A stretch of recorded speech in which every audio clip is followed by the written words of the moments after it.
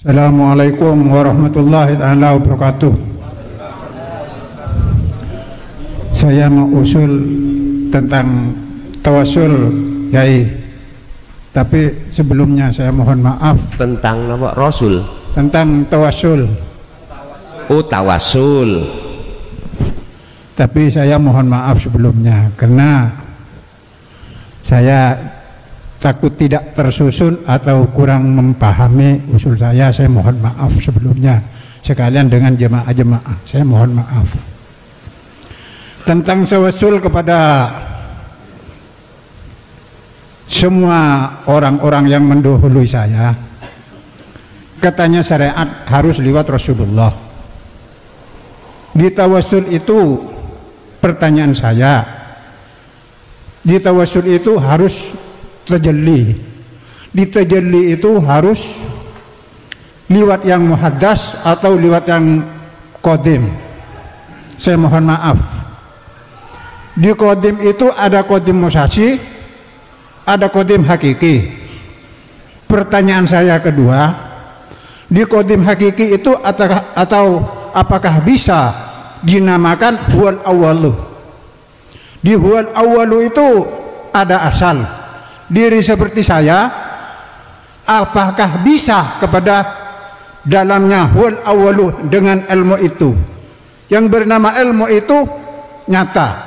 Tapi kalau dengan hak, apakah bisa diri saya sampai kepada hak itu? Yai, saya mohon maaf bimbingannya. Assalamualaikum warahmatullahi wabarakatuh. Waalaikumsalam warahmatullahi wabarakatuh. Berkenaan dengan tawasul, apa yang sudah kita geluti, kita pahami, kita terima di dunia syariat dan thariqah, memang harus muktabaroh, ya, sanadnya harus lurus sampai Rasulullah. Yun sewu, itu ya penting, terserah jenengan. Tapi ada Pak Bu, namanya tawasul itu milih jalan pintas. Jalan pintas. Jadi dia tidak menyebut bin A sampai Z, enggak. Ada seseorang itu mempunyai satu keyakinan, tawasul itu langsung dijamak, khususon semua kekasih Allah. Al-Fatihah.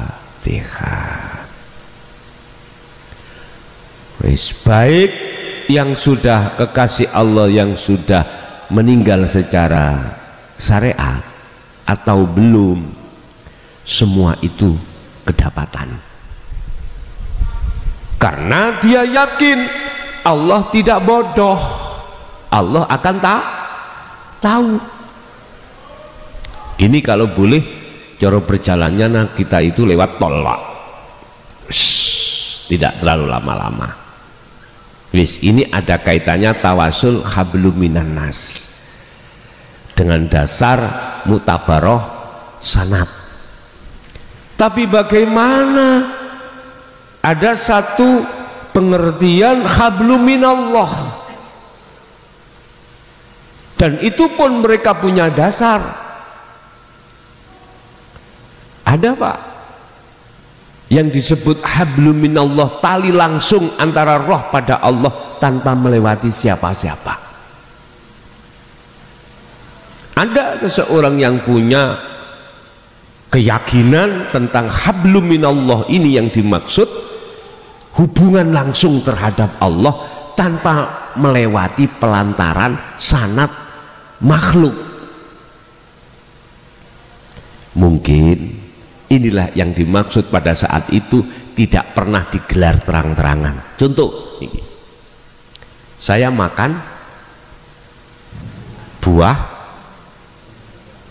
semangka, hatiku sudah tidak melihat semangkanya, hatiku langsung pada Allah. Berarti saya semangka ini sudah tidak berlaku hukumnya bagi saya sebagai pelantaran Allah. Tadi kan saya katakan semangka diizini Allah membawa rasa manis lah gitu dah ya. Rasulullah diizini Allah untuk bisa mensafaati umat lah gitu dah. Nah, ini ada dua kaul sehingga seakan-akan sehingga kita menuduh meyakini bahwasanya yang memberikan syafaat adalah Rasulullah. Oke, itu ya gak salah karena makomnya orang beda-beda. Ada orang yang makomnya itu tanpa wasilah, tanpa sanad, langsung yang disebut hablum minallah, hati langsung pada Allah. Jadi ada hati yang imannya itu langsung tajalli niki wau Allahnya. Tapi ya tolong jangan diomong nang jopo es dulu nggih, biar gak bingungkan orang yang belum kelasnya. Artinya gini, dalam hati jenengan itu sudah tidak memakai bahasa semangka. Hati sampean sudah dalam hati itu sudah tidak berguna semangka ini, tidak berlaku gitu loh. Walaupun semangkanya dimakan,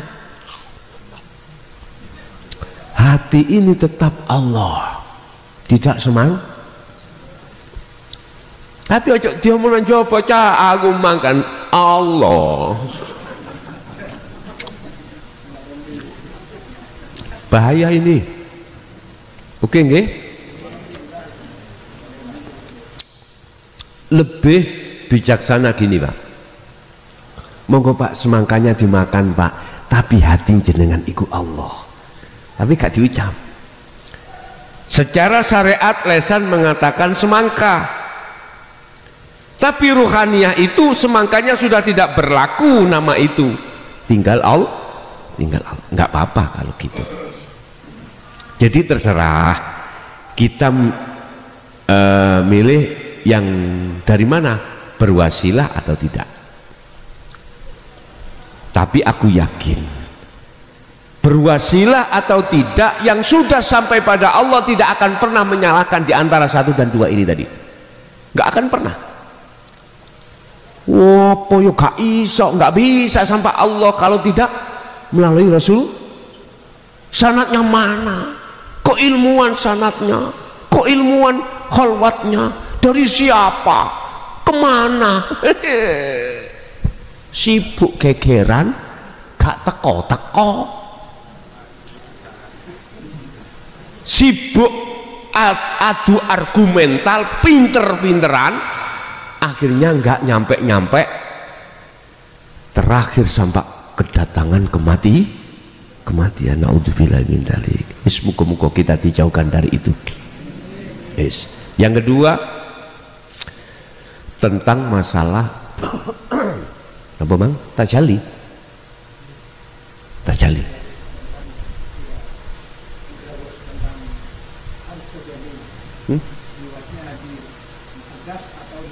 Oh gitu.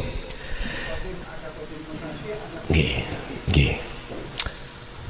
Tentang tajalli lewat muhaddas ataukah lewat qadim.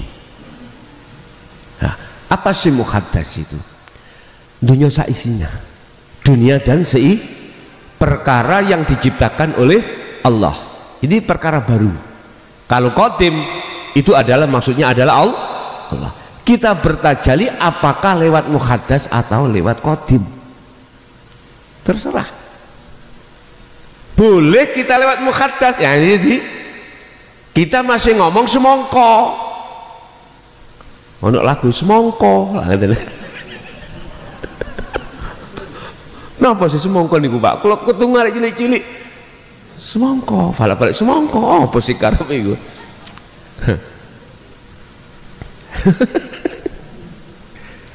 Boleh secara syariah ini muhaddas Pak, muhaddas ini, muhaddas. Lah, dengan wasilah inilah kita akan bisa tajalli pada Allah. Allah. Berarti gak jauh berbeda dengan yang awal mang. Lewat bersanat atau tidak bersanat, wasilah sampean iki wis gak atik melalui manusia, langsung hablum minallah apa bi terserah. Langsung lewat qadim langsung. Tapi biasanya loh Pak ya, kita kebanyakan di Indonesia kelompok atau organisasi Nahdliyin itu muhadats dulu, biar kita itu tahu proses. Tetap masalah ikhtiar usaha biar berlaku, hukum syariat biar berjalan, tapi akan menjadi hukum hakikat supaya bisa sampai pada makrifat Allah. Makanya mengapa kebanyakan memakai dasar ilmu tasawufnya dari kitab hikam. Biasanya Nahdliyin kita itu seperti itu. Jadi di situ tidak memakai sistem majdubun, memakai sistem wasilun. Syariat yang melaku beriringan dengan hakikat supaya bisa sampai marifat pada Allah. Istilah bahasa sholat secara syariat dijaga ketika melakukan sholat betul-betul keadaan khusyuk. Lah itu, begitulah yang diharapkan. Jadi tatkala kita melakukan tajalli lewat qadim, maka bisa menemukan hakiki. Tapi manakala kita melakukan ketajalian kita lewat muhaddas, bisa sampai hakiki. Tapi tunuk-tunuk, tahu tunuk-tunuk ya? Pelan-pelan. Kata orang Jawa mengatakan, alon-alon sing penting kelakon. Benar sudah. Kalau cara Madura gimana?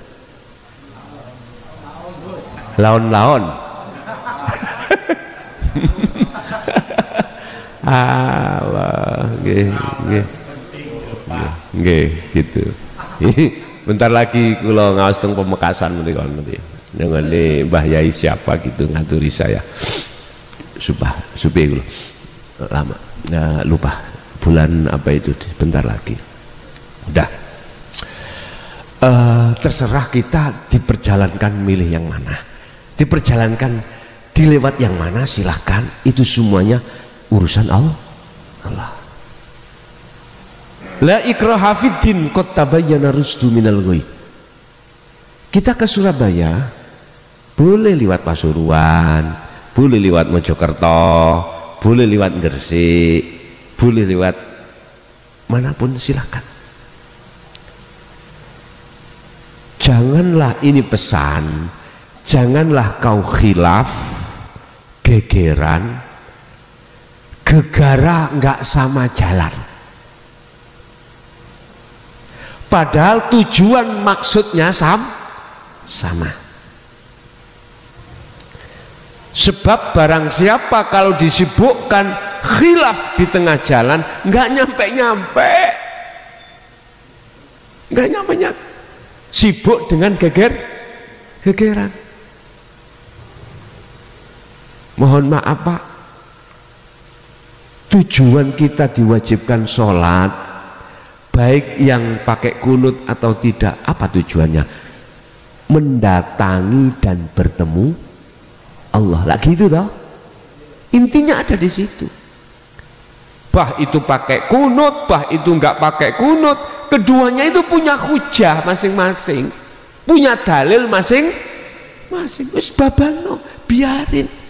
Sing penting bagaimana caranya betul-betul kau bertemu Allah di situ. Itu mestinya yang disibukkan. Hafidhu ala sholawah wassolatil wusta wa qumu lillahi qanitin ay khashi'in. Mestinya itu. Enggak, kita itu sering-sering gegeran karena khilaf lah gitu nggih. Ingat surat Al-Mu'minun, Allah mengatakan 1 dan 2, ayat 1 dan 2, qad aflahal mu'minuna alladzina hum fi sholatihim khashi'un. bagaimana caranya khosyi'un? Nah itu kembali pada surat itu tadi, apa maksudnya itu? Ternyata bertemu Allah termasuk salah satu cara ilmu untuk bisa bertemu Allah. Nggih mohon maaf yo ngaji hikam. Paham nggih? Oke. Jadi lewat segala apapun cara bisa untuk sampai pada Allah. Yang terpenting jenengan iki tahu hakikatnya, tujuan bertemu Allah. Di manakah letak titiknya itu? Di sirul asrar. Udah, semuanya muaranya di situ, Pak. Muaranya di situ. Oke, ada lagi.